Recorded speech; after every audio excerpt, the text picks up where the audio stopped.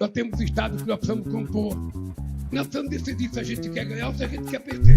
Queridas companheiras, queridos companheiros, minha querida companheira Janja, em nome dela eu cumprimento todas as mulheres que estão aqui e da companheira do nosso governador da Bahia, meu querido companheiro Geraldo Alckmin, meu vice-presidente da República, um companheiro que eu aprendi a admirar, a respeitar e a conviver da forma mais civilizada possível. Eu tenho muita sorte na vida e uma delas é saber escolher meus vices. Eu tive o Zé Alencar e agora tenho o Alckmin. Então, eu duvido que algum presidente tenha tido a sorte de ter os vices que eu tenho. Quero cumprimentar o meu amigo Jacques Wagner e, em nome dele, cumprimentar todos os senadores aqui presentes e as senadoras. Quero cumprimentar o nosso companheiro governador Jerônimo e cumprimentar todos os governadores aqui presentes, os nossos ministros, os nossos dirigentes da Executiva e do Diretório Nacional e os embaixadores aqui. Nós temos aqui o embaixador da China, temos aqui o embaixador da República Bolivariana da Venezuela e temos aqui um outro embaixador da Belarus. Bem, quando a Margarete Menezes estava cantando o hino nacional, eu comecei a viajar no tempo. E comecei a lembrar que foi aqui na Bahia, no dia 15 de julho de 1978. Eu participava de um congresso do setor petroquímico aqui na Bahia. Jacques Wagner era dirigente sindical. Eu fui convidado e aqui estava para fazer palestra eu, Fernando Henrique Cardoso e Almina Afonso. No dia 15 de julho, às 9 horas da manhã, eu recebo a notícia que tinha nascido o meu filho Sandro. Sozinho, recebi a notícia, fui no bar do hotel e tomei um conhaque em homenagem ao nascimento do meu filho Sandro. À tarde, eu dei uma entrevista, eu não sei para que jornal, certamente não foi para o Brasil de Fato, porque ele não existia ainda, certamente não foi para a Folha, porque não publicava a coisa que eu falava, mas eu certamente disse pela primeira vez que estava na hora da classe trabalhadora criar um partido político. Em 1979, nós criamos o movimento Pro-PT. E aí, graças à quantidade de extraordinários dirigentes sindicais que nós tínhamos no Brasil naquela época, para lembrar algum deles, o companheiro Jacob Ittar, já falecido, o companheiro Wagner Benevides, petroleiro de Belo Horizonte, o companheiro Olívio Dutra, bancário de Porto Alegre, o companheiro Luiz Dulce, professor lá em Minas Gerais, companheiros extraordinários que ajudaram pela primeira vez a gente construir esse partido no movimento sindical. Depois, no Congresso dos Metalúrgicos, em 1979, na cidade de Lins, em São Paulo, um congresso estadual, pela primeira vez eu propus ao Congresso a criação de um Partido das Trabalhadores. Para minha surpresa, foi aprovado no Congresso.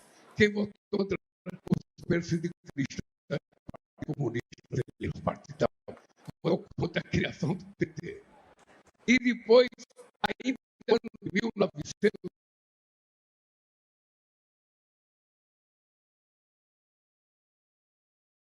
num Congresso Nacional dos Metalúrgicos em Poços de Caldas.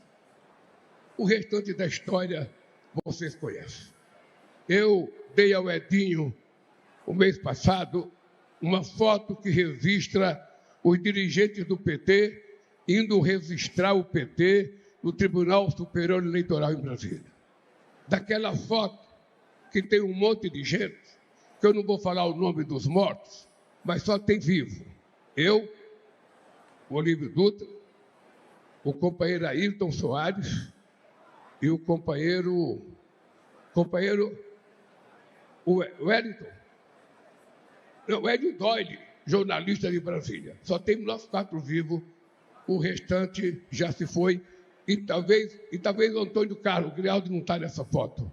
O Antônio Carlos, deputado, está nessa foto. Mas já morreu Freitas Diniz, Ibrahim, Manuel da Conceição, não estava toda a direção nacional. Tá? Mas nessa foto que eu tenho, quem morreu foi esse que eu falei. Quem está vivo são os que eu falei.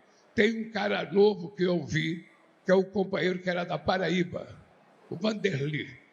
Era um companheiro que nunca mais eu vi, faz tantos anos que eu acho que ele também já morreu, porque se eu não vi, ele já não está mais entre nós. Bem, é importante lembrar que criar o partido foi um desafio.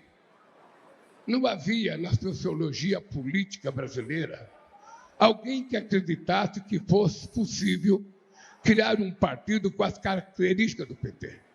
E a gente tinha muito adversário aqui. Os meus irmãos do PCdoB, que estão junto comigo desde 1979, em todas as campanhas do PCdoB teve comigo. Mas no início do PT, eles também tinham ciúme, porque o PT queria ser o Partido dos Trabalhadores, e ele achava que eles eram o Partido dos Trabalhadores. O Partidão não gostava da gente, meu irmão era do Partidão, e ele achava que o PT era divisionista, porque queria criar um outro partido da classe trabalhadora, que ele já era o Partido da classe trabalhadora. O IBR8 nunca aceitou a criação do PT, porque ele achava que eles eram o partido da classe trabalhadora. Com o PSB não era assim. Com o PSB, com meu amigo Arraes, e depois com o Eduardo Campos, a gente tinha as divisões normais, as divergências, mas nunca houve questionamento da criação do PT. O Brizola também não queria a criação do PT. Também não queria, porque o Brizola achava que nós tínhamos sido criados porque o Gomery de Couto e Silva nos criou para destruir o PTB, que a Ivete Vargas tomou a sigla do Brizola e ele teve que criar um partido. Então, o PT nasceu com muita adversidade, muita diversidade. Eu lembro que a primeira vez no comício em São Bernardo do Campo, pelas diretas, pela liberdade de organização política, estava lá o doutor Ulisses Guimarães, Franco Montoro, eu fui envaiado quando eu falei que era preciso criar um Partido dos Trabalhadores. Porque o pessoal queria democracia, mas não queria um outro partido para competir com eles. Ainda hoje é assim. No PT, a gente fala tudo de igualdade, mas está cheio de companheiros deputados que não quer que saia outro deputado para não concorrer com ele. Está cheio.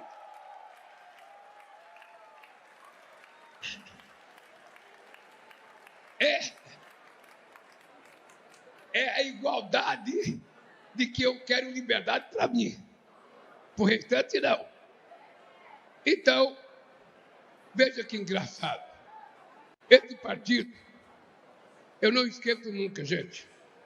Eu era presidente do Sindicato dos Metalúrgicos de São Bernardo do Campo.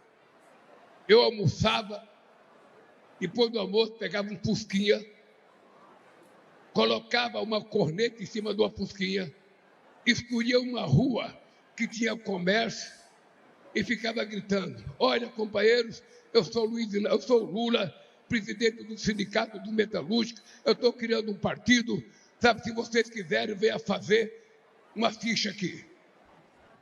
E nós conseguimos, repetindo isso no Brasil inteiro, com muitos companheiros, quem sabe com os pais de vocês, quem sabe com os avós de vocês. O pai desse aqui eu sei, porque o pai dele teve desde o início.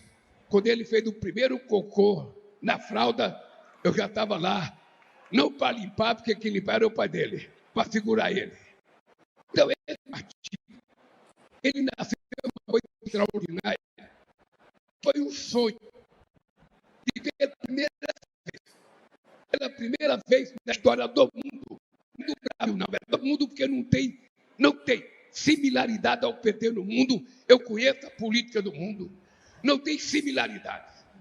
Nós temos os nossos desvios hoje. Nós temos muitos desvios. Nós estamos acumulando muito erro.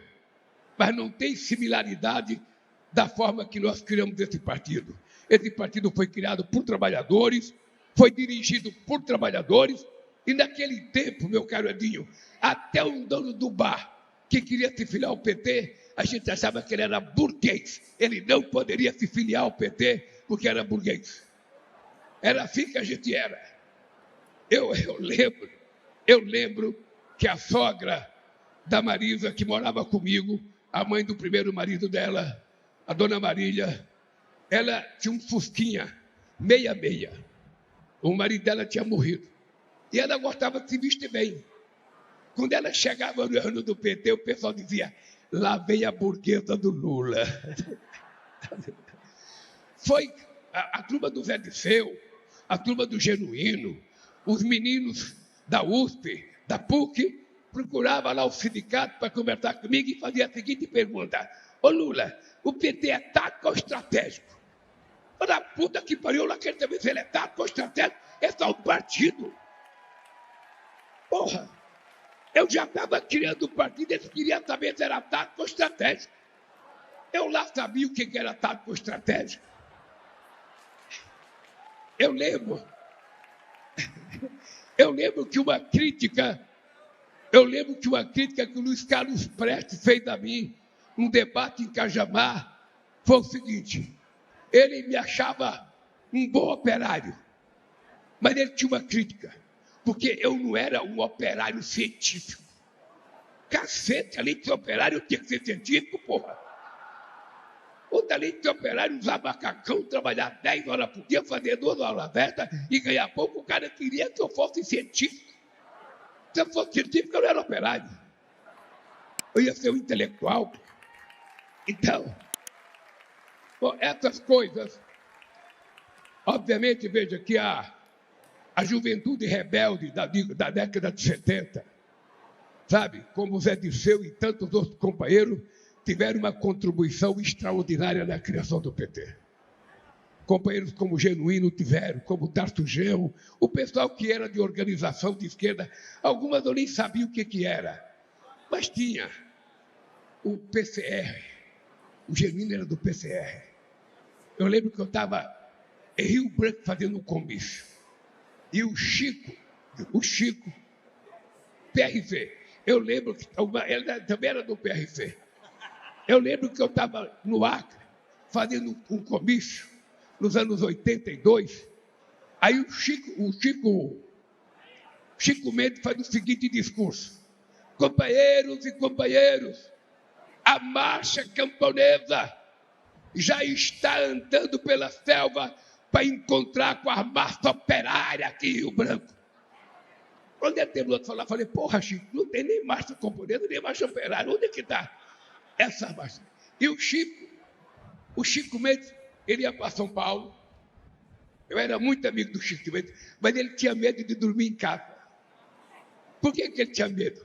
Ele tinha medo que eu convencesse ele a não ser do PRC. Ele tinha medo que eu convidasse ele para ser o social-democrata que eu sou. Esse social-democrata revolucionário. Isso que é importante saber. Bem,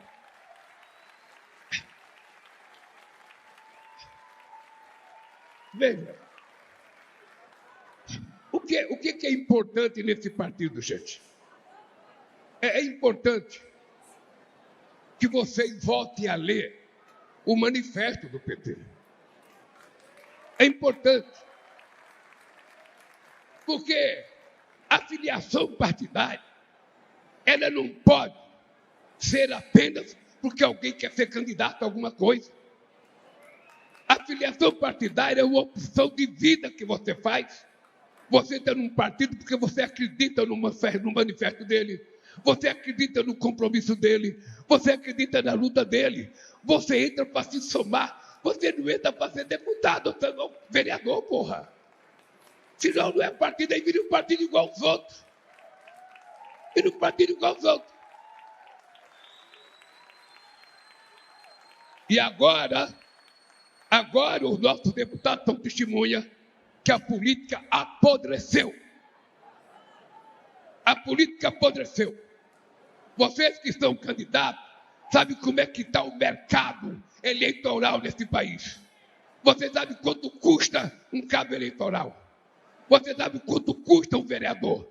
Você sabe quanto custa o preço de cada candidatura nesse país. O que é uma vergonha. O que é uma vergonha. Eu, sinceramente, tenho saudade do tempo que eu fazia comício. E aqui tem gente que é prova. Fazia comício, eu vendia camiseta, eu vendia macacão, eu vendia bola, eu vendia fita métrica para ganhar dinheiro, para encher o tanque de gasolina, para ir fazer um outro comício. Agora é dinheiro rolando para tudo quanto é lado. Não é possível. A direita não quer que a gente seja pior do que eles. Eles só querem que a gente seja igual a eles. É só isso. É só isso. Eu lembro de uma frase do doutor Ulisses Guimarães. Nós, constituintes, tudo revolucionário, discurso bravo. Não sei se vocês se lembram, nós chegamos na Constituinte com 16 deputados, com um projeto de Constituição pronto e um regimento interno da Constituinte pronto. Era pequeno, mas era desaforado. É que o Trump não conhece essa história, senão ele ia pensar duas vezes antes de querer brigar comigo. Ele ia pensar. Pois bem, aí nós vamos fazer duas queixas por Ulisses Guimarães. Duas queixas que nós vamos fazer. Aí chegamos lá, doutor Ulisses Guimarães, a gente não quer usar gravata aqui. Gravata é coisa de burguês, a gente não quer usar. Ulisses Guimarães, tudo bem. Você não quer usar, não usa. Quem mandou você ser deputado? Aqui tem regimento terno. Daqui para fora você pode andar até pelado. Aqui dentro é terno e gravata, quem quiser ser deputado. Ninguém renunciou ao mandato. Todo mundo ficou com terno e gravata. E aí, a gente achava que ganhava muito. E a gente também foi brigar. O salário é muito alto. O salário é muito alto.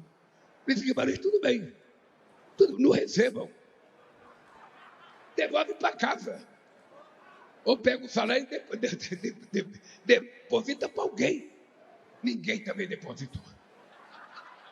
Então eu aprendi muito rapidamente a diferença entre a garganta e a realidade. Aprendi muito rapidamente o que é principismo e o que é política real. A política do necessário, a política da correlação de força, a política da teimosia. E por conta disso, é importante lembrar que desde 1989, algumas de vocês não tinham nascido. Esse partido, com apenas 8 anos de idade, foi o segundo colocado em 89, o segundo colocado em 94, o segundo colocado em 98, o primeiro colocado em 2002, o primeiro colocado em 2006, o primeiro colocado em 2010, o primeiro colocado em 2014, o segundo colocado em 2018 e o primeiro colocado em 2022.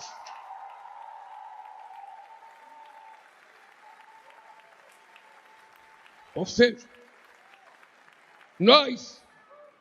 eu tive o prazer, mesmo quando no primeiro turno o PSDB teve candidato, mesmo quando no primeiro turno o PCdoB teve candidato, no segundo turno todos eles vieram somar comigo. E a Transnordestina, João, que eu estou fazendo no Nordeste, ela é uma reivindicação do Miguel Arraes, depois de uma visita da mãe dele lá no Araripe. Peguei o avião e falei, Lula, pelo amor de Deus, se você ganhar, faça a Transnordestina. E se Deus quiser, eu vou andar naquele trem antes de terminar o meu mandato esse ano. Bem, vocês se lembram que o nosso partido dizia no manifesto: nós nascemos para dar vez e voz àqueles que não tinham nem vez e nem voz. Vocês se lembram disso? É preciso saber se a gente está fazendo isso. Nós temos que toda noite ao deitar colocar a cabeça no travesseiro e saber se o nosso dia é condizente com aquilo que era a aspiração da razão pela qual nós criamos esse partido. Porque a verdade é essa: o deputado, ele não pode confundir um mandato dele com emprego, com profissão.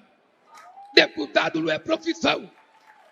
Eu, em 1990, deixei de ser candidato para tentar demonstrar ao PT que eu não precisava de mandato para ser importante. O que eu precisava era trabalhar, era viajar, era conversar. E não fiquei menor porque não tive mandato. Eu queria que a gente não esquecesse nunca disso, porque a política está muito mercantilizada. Muito mercantilizada. Muito. E eu conheço muitos discursos revolucionários de 20 anos atrás, que hoje o discurso está muito low profile. Está muito maneiro. Está muito maneiro. A verdade é que a gente não tem força e não tem número. Mas a verdade é que o orçamento secreto, sabe, foi um sequestro do orçamento do Executivo para que os deputados e senadores tivessem liberdade de utilizar a mesma quantidade de dinheiro que sobra para o governo federal. Esse ano é quase 60 bilhões de dólares. Se vocês acham que isso é normal, tudo bem. Para mim não é normal. Para mim não é normal. E o que eu acho grave é que o PT votou favorável. E ninguém reclama. Ninguém reclama disso. É uma coisa chata. Eu sei que tem companheiro que fica chateado de eu estar falando isso aqui. Mas se vocês acham que eu sou pai e eu não posso falar, aonde é que eu vou falar? Se eu não posso falar aqui. Eu tenho que falar para vocês. Vocês, eu queria dizer para vocês, vocês têm a obrigação moral, a obrigação ética, de não deixar esse partido ser um partido que vai para a vala comum da política desse país.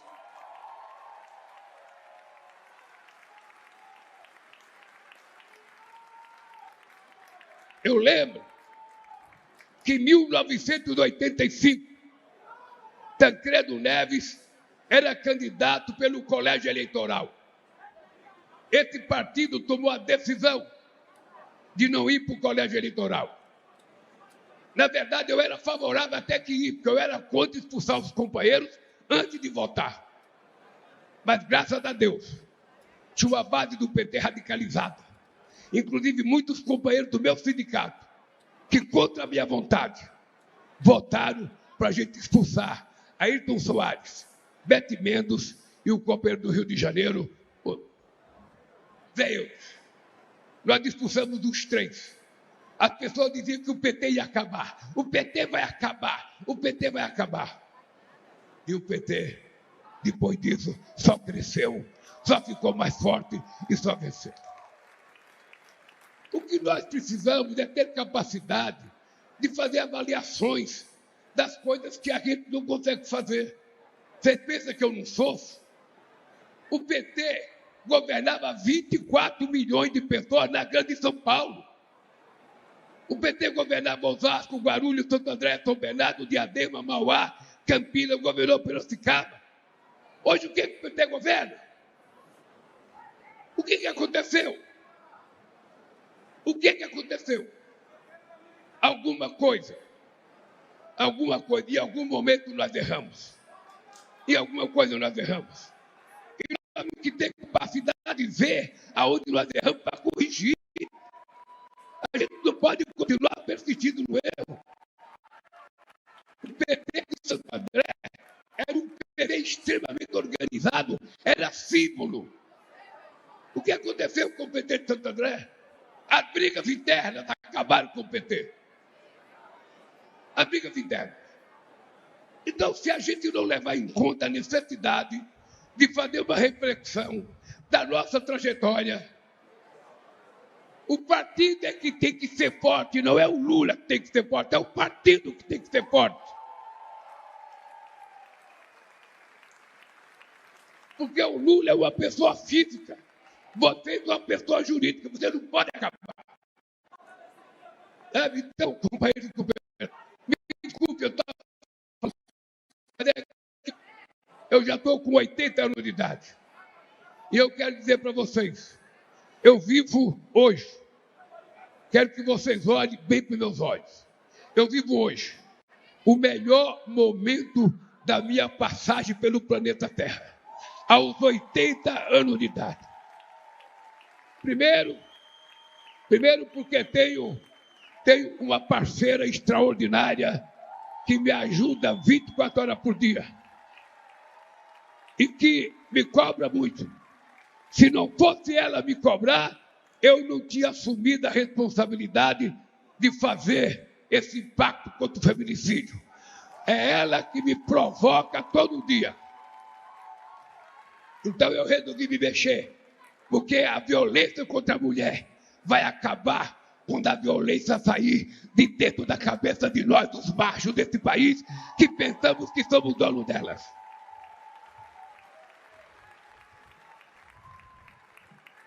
O dono de um escravo tratava ele como se fosse, sabe, uma coisa dele. Como se fosse um gado, como se fosse um cavalo, como se fosse uma coisa. Vendia e trocava e dava preço. Tem homem que quer fazer com a mulher a mesma coisa. Ela não é propriedade. Ela tem que ser livre. Ela não tem que morar com ninguém por obrigação. Só mora se gostar e tiver vontade de morar. É esse mundo que a gente vai ter que criar. E aí, Camilo, você não estava no ato. Mas a educação tem muito a ver com isso. Nós precisamos da creche à universidade. Da creche à universidade. Dizer para os meninos, escuta aqui, meninos. Vocês não são donos das mulheres. Vocês não são mais fortes que ela. Vocês não são melhor do que ela. Se a gente não fizer uma aposta, inclusive, no currículo escolar, para ensinar a molecada, a gente com a internet, que você chama de rede social, não sei o que é rede social nessa porra. É uma rede digital que tem mais do mal do que do bem. Que tem mais mentira do que verdade. Que tem mais provocação. Sabe? Ou seja, nós estamos deixando de ser humanista. Nós estamos virando algoritmo. Foi que você pensa que eu não estou olhando todos vocês com o celular aí. Quem está fotografando, tudo bem. Mas tem gente que fica procurando notícia. Quem está procurando notícia não está prestando atenção no que está acontecendo aqui. Esse é o dado. Esse é o dado. Ó, todo mundo com o celular no colo. Ó. Eu não sei quem que essas pessoas esperam que vai ligar para ele. Se o Trump ligar, não é para vocês, é para mim. Se o Putin ligar, não é para vocês, é para mim. Então, por que fica todo mundo com o celular como se estivesse esperando acontecer alguma coisa? Acorda meia-noite, aí vai dar um beijo no marido, ou ele dá um beijo na mulher, pega o celular. É preciso recuperar uma coisa chamada humanismo.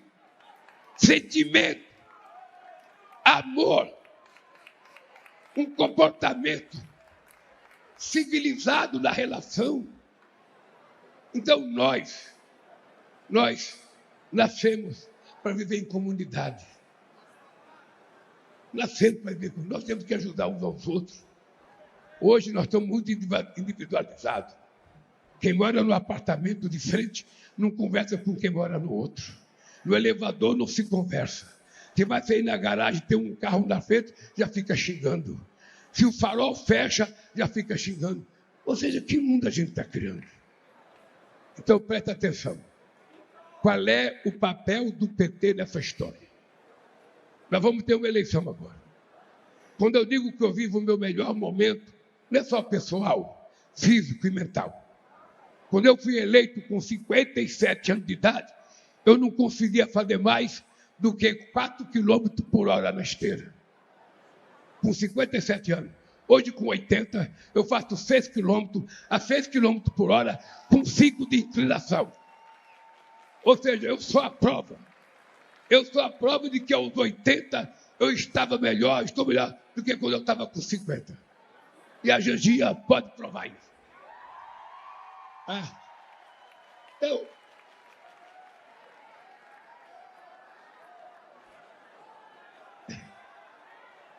presta atenção.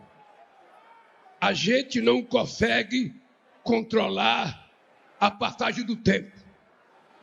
O mundo está girando e os anos passam.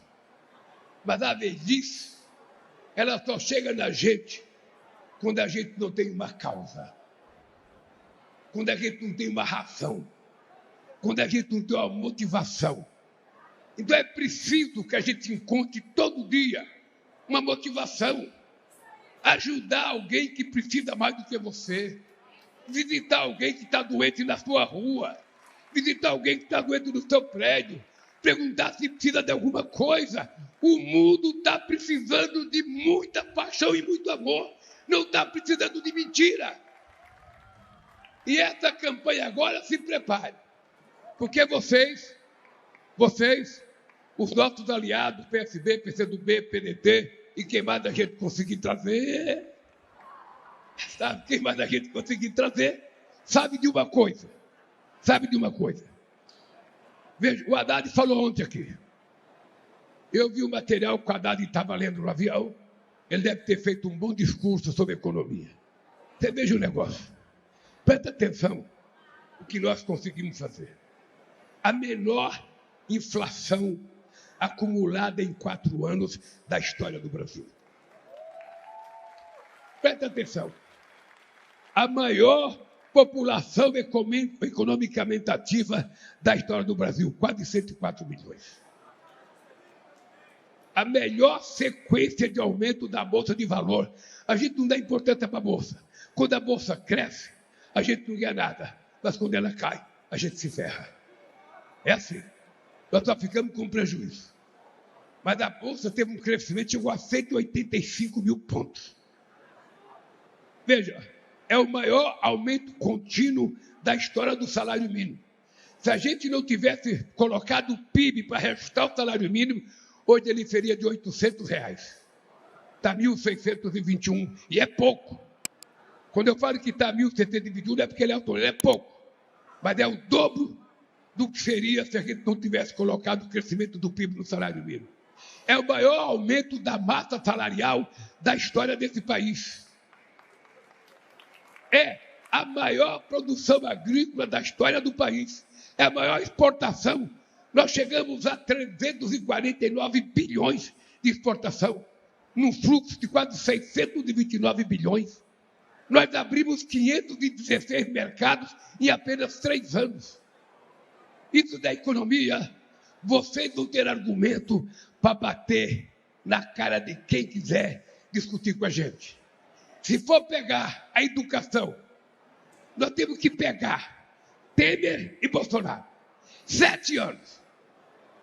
Nós temos que pegar os 7 anos do golpe contra 3 anos de democracia e fazer comparação na escola de tempo integral, fazer comparação nas creches, fazer comparação nos institutos federais, fazer comparação nas universidades, fazer comparação, sabe no quê? Nos hospitais universitários.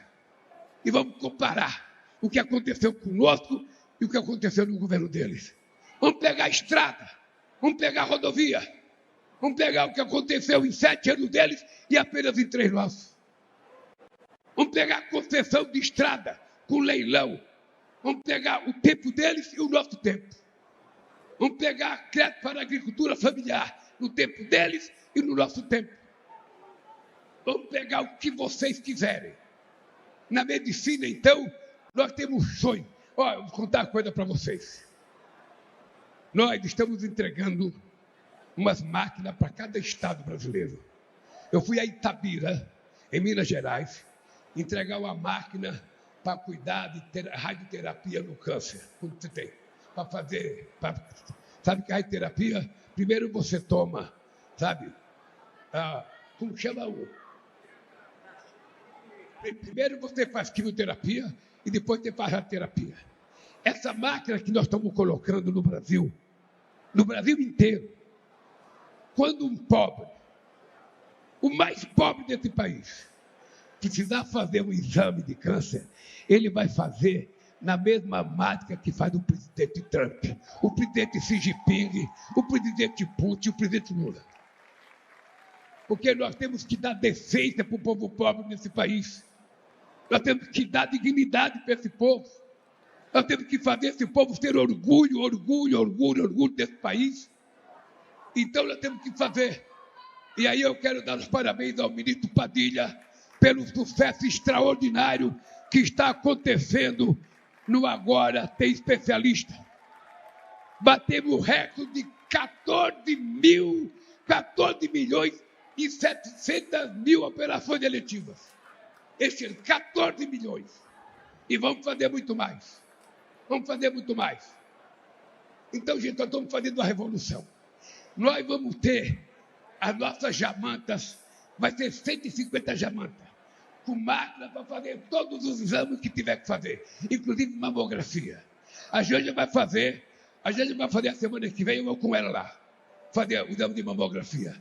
Nós vamos ter 150 jamantas viajando pelo Brasil para fazer tomografia, ressonância magnética, ou seja, não é o pobre que tem que procurar, nós é que temos que procurar pessoas e tratar deles com decência. 800 vans de saúde bucal. 800 vans. Nós vamos procurar nesse país quem é que tem problema de dentição. Porque neste país, a boca não é tratada como uma questão de saúde pública. Só é tratada por causa do nosso governo. E porque nós colocamos saúde bucal no SUS. Porque não era. E agora, você sabe o que acontece? Vai a van, tem gerador, se não tiver energia, o gerador funciona. Se tiver que limpar dente, vai limpar dente. Se tiver que fazer canal, vai fazer canal. E se tiver que fazer prótese, vai fazer prótese. E a prótese você escaneia. Não é mais daquele negócio de enfiar na boca. Você escaneia, tira a fotografia e no fim da tarde você recebe a prótese mais bonita do mundo. Porque eu não sei se vocês sabem, tem muita gente nesse país que não consegue comer castanha, que não consegue comer amendoim, que não consegue mastigar um pedaço de carne, porque não tem dente. E nós vamos garantir que todo mundo nesse país não vai deixar de comer nada por falta de dente, porque nós vamos cuidar desse povo com carinho e respeito. Então, nós vamos fazer comparação. Vamos fazer comparação. De tudo. E vamos ter que distribuir. Porque eu queria, Edinho, falar uma coisa para você. Me desculpa, mas eu vou falar uma coisa para você. Nós precisamos saber para que serve as nossas secretarias. Nós precisamos saber para que serve a nossa Secretaria de Mulher, para que serve a nossa Secretaria de Juventude, para que serve a nossa Secretaria Sindical, para que serve a nossa Secretaria de Negro, para que serve. Sabe por quê, Edinho? Porque essa secretaria não pode existir para fazer reunião entre nós mesmos. Nós precisamos ir para a rua conversar com o povo. Na rua. Teve um congresso da juventude e daí decidiu quem fez o quê? Fez um congresso e decidiu fazer um outro congresso. E até lá, o que a gente vai fazer? Quem é que está andando na periferia? Quem é que está disputando essa desgraça, dessa mentira, que a gente só vai combater ela se a gente estiver falando a verdade? Então o PT precisa ir para a periferia, o PSB tem que ir para a periferia, o PCdoB tem que ir para a periferia, o PDT, a UNE tem que ir para a periferia, os sustentadores, conversar com o povo. Ô, gente, o que é o povo evangélico? Que tanta gente fala que os evangélicos votam nos outros. Porque o que é que nós fazemos? O que é que nós fazemos? 90% dos evangélicos recebem os benefícios do governo. 90%. Então, o que nós precisamos não é esperar que um pastor fale bem de nós. Nós temos que ir lá. Nós temos que conversar. Eu ia comer buchada em Diadema. Eu ia comer buchada de domingo em Diadema com o Zé Augusto.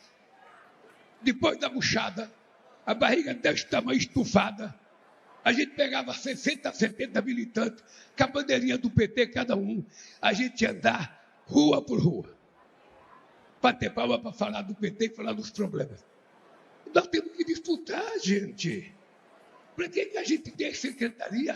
Para a gente fazer uma reunião 3 vezes por mês e para fazer um congresso? Não. A secretaria nossa é para andar. Essa questão do feminicídio. Nós temos que dizer para cada padre, ao começar a sua missa, fale do feminicídio. Nós temos que falar para cada pastor, a começar o seu culto, fale do feminicídio. Nós temos que falar para cada dirigente sindical, vai na porta de fábrica, na porta de loja, pedir aumento do salário, fale do feminicídio. Cada deputado que vai abrir a boca, ao invés de falar, excelentíssimo deputado, fala do feminicídio.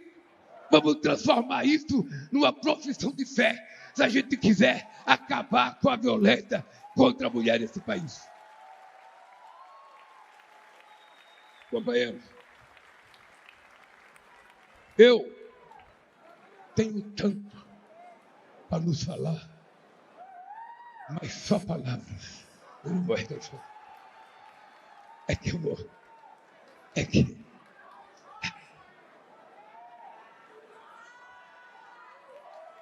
Esses dias, eu levantei de manhã e acordei com vontade de ouvir disparada. Porque eu queria fazer uma reunião com os ministérios e eu queria que eles pensassem que eu estava muito bravo com eles. Então eu ia abrir a porta e ia dizer assim: prepare seu coração para as coisas que eu vou contar. Eu venho lá do sertão, eu venho lá do sertão, venho lá do sertão.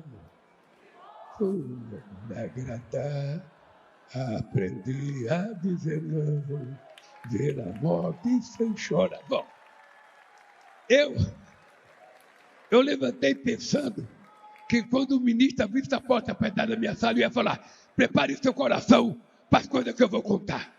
Ele ia se borrar todo de medo. Mas eu estou com medo que algum tenha infarto, não vou fazer isso. Não vou fazer isso. Gente, eu queria terminar dizendo para vocês, para vocês uma coisa. Nós teremos essas eleições este ano para nós mesmos. Não há como a gente perder para os adversários. Não há como. Então, se preparem.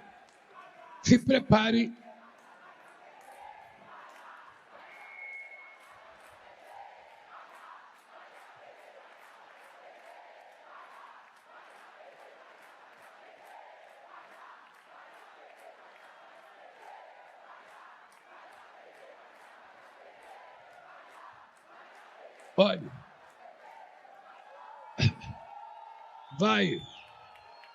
vai dar PT se a gente compreender que todas as coisas boas que nós fizemos, por si só, pode não ganhar as eleições. É importante vocês saberem, se depender do que nós fizemos comparado a eles, nós já ganhamos essas eleições. Mas não é isso que vai decidir. Não é isso. Não se iluda. O que vai ganhar essas eleições é a nossa narrativa política. Nós temos que dizer alto e bom som para quem quiser ouvir. Alto e bom som para quem quiser ouvir. O nosso país é um país soberano. A gente quer trabalhar com todo mundo, mas a gente não quer dono e não quer voltar a ser colonizado. O nosso país é solidário ao povo cubano, que é vítima de um massacre de especulação dos Estados Unidos contra eles. E que nós temos que encontrar, enquanto partido, um jeito de ajudar. O que é que a gente pode fazer? Nós temos que dizer alto e bom som que o problema da Venezuela tem que ser resolvido pelo povo da Venezuela e não pelos Estados Unidos ou pelo Trump. E agora, embaixador, toda conversa, toda reunião é para evitar que os países vendam terras raras e materiais, e minerais críticos para a China. É uma briga meio escondida, mas tudo é para a China, contra a China. E eu quero dizer que eu sou muito grato à parceria que o Brasil tem com a China. Sou muito grato, porque é uma parceria exitosa respeitosos. Então, nós vamos ter que construir o discurso político, que ainda não está pronto, mas vai ter que ser preparado. Nós vamos ter que preparar, porque é uma guerra política. Mas uma coisa que nós temos que ter na cabeça, gente, é que isso que você chama de rede social é simplesmente uma rede digital que tem mais mal do que bem. Vocês sabem disso. E nós precisamos desmontar. Essa campanha tem que começar a verdade derrotando a mentira. Nós temos que escrachar cada mentira que eles contarem. Nós temos que desmontar e temos que provar e temos que ter coragem de debater. A gente não pode ficar quieto. Alguém vê uma notícia contra o governo, eu deletei. Deletou não, você tem que mandar o cara que fez a notícia para aquele lugar. Nós temos que ser mais desaforados, porque eles são desaforados. E nós não podemos ficar sendo quietinhos. Não tem essa mais de Lulinha, paz e amor. Tem essa mais. Essa eleição vai ser uma guerra. Vai ser uma guerra. E nós vamos ter que estar preparados para ela. Para ganhar em alto nível. Mas não podemos deixar que a mentira prevaleça nesse país. É muita mentira 24 horas por dia. É muita mentira. Então, companheiros, vamos nos preparar. Eu quero que vocês saibam que eu estou motivado pra cacete. Muito motivado. Muito motivado. Porque o que está em jogo nesse país não é só ganhar as eleições. Porque eu também não quero ser mais presidente só do Bolsa Família, só do povo, só do resto do povo. Nós precisamos pensar um outro projeto para esse país. Qual é o projeto que nós vamos apresentar para que a gente possa despertar nos corações de meninas e meninos, de homens e mulheres, de jovens e adultos, sabe, a expectativa de que a gente pode construir um outro país. É isso que vai mobilizar o nosso povo. Então estejam preparados. Se vocês precisam de um timoneiro, está aqui ele. Se vocês precisam de um soldado para a linha de frente, está aqui ele. Porque eu não quero ser general. O general sempre fica atrás. Eu quero estar na frente com vocês. Eu quero estar na frente com vocês. Porque essa luta, a gente vai permitir que esse país continue sendo democrático ou se vai ser um país fascista, como eles queriam construir. O que está em jogo é a democracia desse país. O que está em jogo é a manutenção de instituições que nós temos muitas críticas, mas elas são o garante da democracia desse país. Portanto, queridas companheiras e queridos companheiros, pedindo desculpa pelo tempo que eu falei, eu quero dizer para vocês,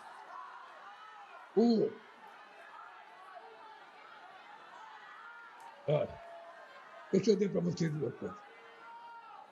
Vocês sabem que eu tenho um pacto, eu tenho um pedido, eu tenho uma conversa com Deus, que eu vou ver 120 anos. Não se preocupe que eu não quero mais mandato, não. Depois desse aqui, acabou. Não é porque se eu falar que vou viver querer mais mandato, então desgraçado, vou arrumar muito de inimigo, tá? Então deixa eu falar para vocês uma coisa. Nós precisamos ganhar as eleições para consolidar esse país, a democracia, a liberdade de expressão, para melhorar a vida do povo trabalhador. Não pense que eu estou contente com o desconto só até R$5.000. Eu sempre trabalhei na minha cabeça que salário não é renda. Salário é salário. Renda é aqueles que vivem de especulação. Esse é que precisa do pagamento. Agora, vocês sabem que nós temos que trabalhar, fazer aliança para ganhar as eleições. Nós não estamos com essa bola toda em todos os países, em todos os estados. Nós temos estados que nós precisamos compor. Nós precisamos decidir se a gente quer ganhar ou se a gente quer perder. Se a gente quer ganhar, a gente perder. Então, como eu quero ganhar, você vai ter que tratar de fazer as alianças necessárias para a gente ganhar as eleições. Não tem que fazer negação dos princípios do PT. Um acordo político é uma coisa tática, para a gente poder governar esse país como estamos fazendo agora. E vou dizer para vocês uma coisa. Nós estamos mais sabidos. Nós estamos muito mais sabidos. Estamos muito mais preparados, gente. Então eu queria, deixa eu falar, agradecer a vocês. Agradecer de coração, porque eu não sei o que seria do país se a gente não tivesse militantes como o PT, como o PCdoB, como o PSD, como o PDT. Muita gente progressista que não está no nosso campo, mas se comporta democraticamente. Você imagina o que é a política da aliança política? Geraldo Alckmin. Vamos ser francos. Quando é que vocês imaginaram que eu e Alckmin ia estar juntos? Nunca.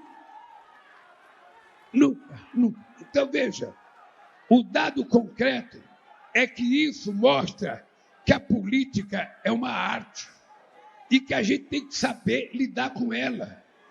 Em 89, Alckmin, eu descobri o Zé Alencar num comício na Federação das Indústrias de Minas Gerais. Ele estava comemorando 50 anos de vida empresarial. Eu não queria ir, o Zé Dirceu falou, vamos. Pediram para falar, eu não quis falar. Quando o Zé Alencar terminou de contar a história dele, eu falei, cara, achei o meu vice. Fui a Brasília convencê-lo a sair do PMDB, coloquei ele no outro partido político para ser meu vice. E o Alckmin? Quando me falaram, ô Lula, vamos conversar com o Alckmin. Eu fui a primeira jantar com o Alckmin, tomar um vinho, que ele também não bebe nada. Aí, eu não toquei no assunto. Aí o Alckmin falou para um amigo meu, eu esperava que o cara fosse conversar, o cara não conversou. Eu falei, então é possível.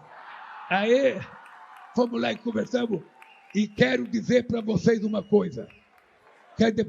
Eu sempre digo que na minha vida, as coisas só acontecem porque Deus quer que aconteça.